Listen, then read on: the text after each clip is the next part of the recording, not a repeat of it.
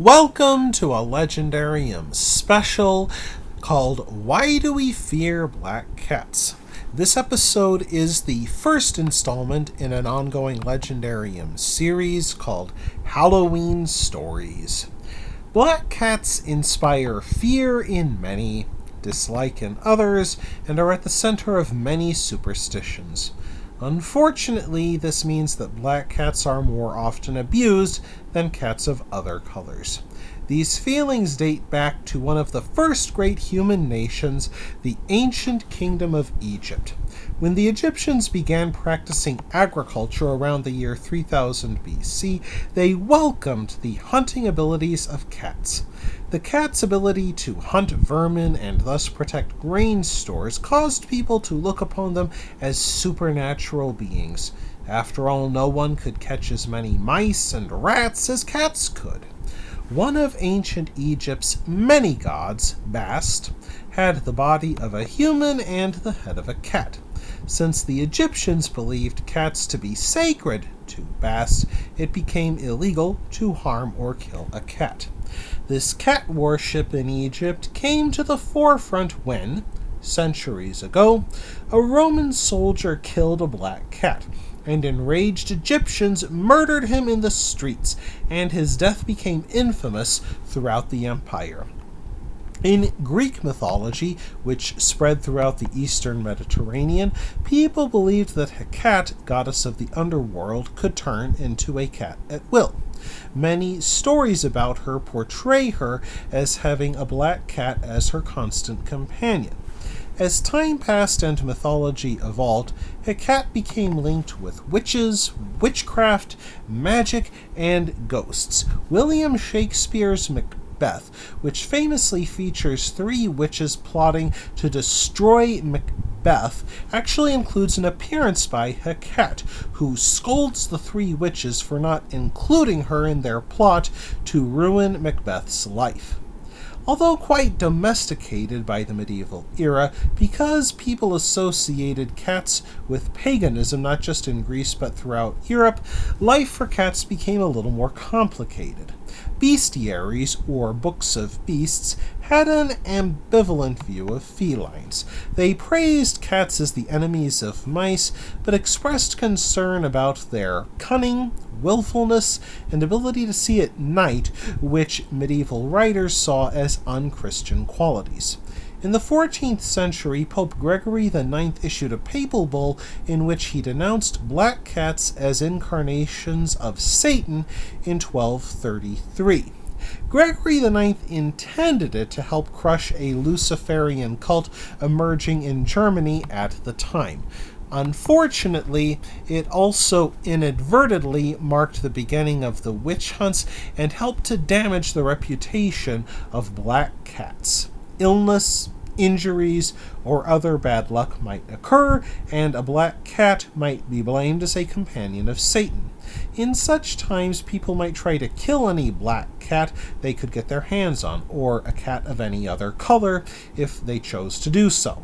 As time went on, superstition narrowed in particular upon the black cat, likely because it could blend easily into the night and thus easily cause trouble, but also because Christians traditionally associated the color black with evil. Peasants feared that if a black cat crossed their path, it meant that Satan cursed them.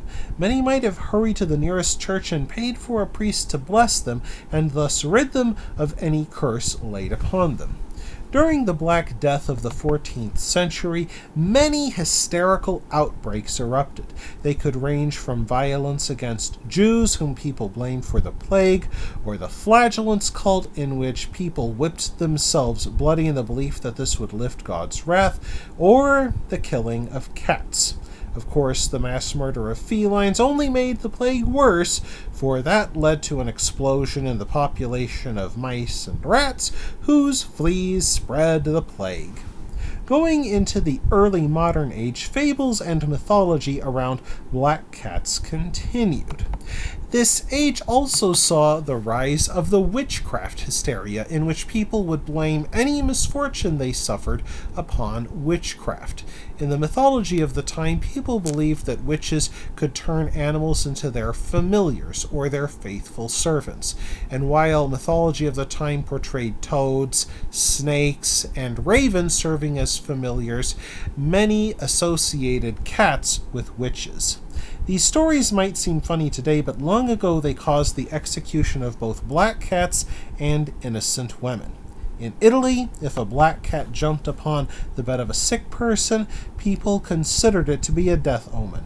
Further north in Scotland, if a black cat appeared at a wake or a funeral, it meant that someone attending would soon die. In the United States, seeing a black cat in your dreams also meant death, but not for yourself, rather a family member. In 1843, Edgar Allan Poe published a short story called The Black Cat, which showed the ongoing preoccupation with black cats. The unnamed narrator of this story is a lifelong animal lover, as is the woman that he marries. Unsurprisingly, the two fill their house with pets, including a huge black cat named Pluto. However, when the narrator begins drinking, as Poe did throughout his life, the narrator took to verbally abusing his wife and pets, finally cutting out one of Pluto's eyes with a penknife and then hanging him from a tree. That night, his house catches fire and burns down, leaving the narrator and his wife with nothing but their lives. A crowd gathers around the ruins when someone sees the shape of a hanged cat burned onto a bedroom wall. As the man and his wife try to rebuild their lives, another black cat appears, this one with a patch of white fur that spells out the gallows. Though horrified, the man tolerates the second black cat, though the feline never leaves him alone, not even in bed. Finally, the narrator tried to kill the cat, and when his wife tried to stop him, he murdered her and then shut her corpse behind a cellar wall. The police repeatedly came to search for her, but found nothing. Finally, on the fourth search, the police heard meowing from behind the wall. They tore apart the boards and found the black cat eating the wife's corpse. The black cat ends with the narrator in jail awaiting execution. Poe's spin on the evil superstitions around black cats is that ignorant people are driven to crimes by their foolish beliefs, at least according to one interpretation. Such thinking has not died out even in modern times. There have been cases of people changing their route if they drove past a black cat in their automobile. Thankfully, though, beliefs can and do change.